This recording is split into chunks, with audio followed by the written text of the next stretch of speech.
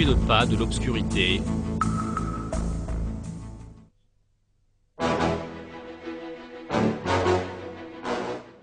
Dans les premières années du régime communiste, l'Union soviétique fut le plus grand soutien de la Chine.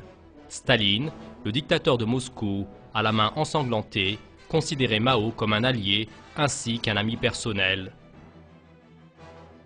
Désormais, dans les démonstrations de force de Staline, Mao aussi prenait place à côté de lui.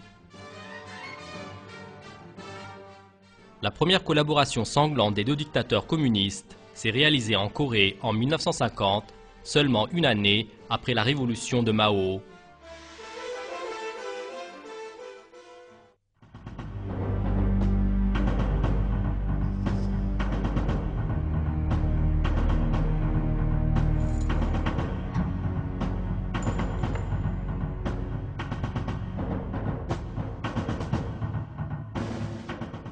Avec une attaque soudaine, la Corée du Nord communiste, agissant avec le soutien chinois et soviétique, a commencé à envahir la Corée du Sud.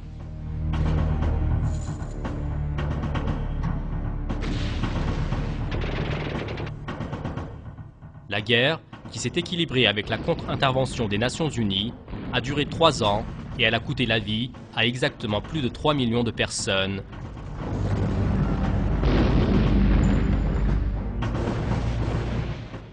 L'armée de la Chine rouge a directement participé à la guerre aux côtés de la Corée du Nord. Concernant l'Union soviétique, elle avait fourni une aide en armes et munitions.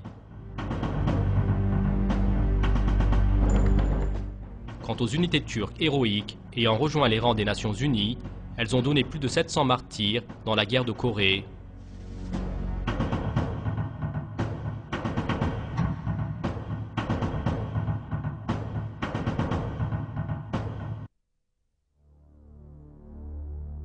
Après la guerre de Corée, qui fut l'un des conflits les plus sanglants de l'histoire, Mao s'est intensifié sur les affaires internes de la Chine. Il s'adresse fréquemment au peuple, il faisait écouter les discours à des dizaines de millions de Chinois depuis les haut-parleurs.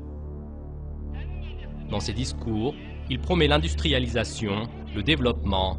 Il disait que le marxisme-léninisme est notre seul guide.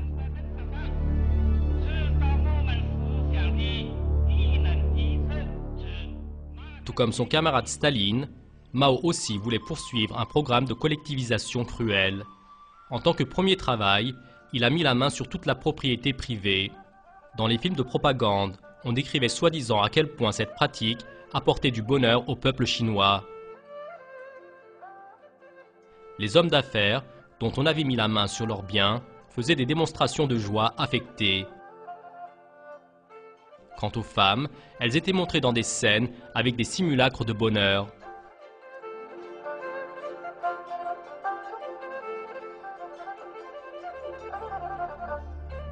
Or, dans la réalité, le régime n'avait pas apporté la joie aux gens, mais la peur. Dans les tribunaux populaires, institués dans les premières années de Mao, des centaines de milliers de personnes furent jugées et condamnées à la peine capitale en raison de simples délits.